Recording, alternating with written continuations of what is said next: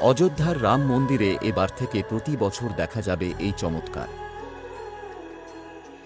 প্রতি বছর রাম নবমীর দিন ঠিক দুপুর 12টায় 3 মিনিটের জন্য রাম লালার কপালে আঁকা হবে সূর্য তিলক।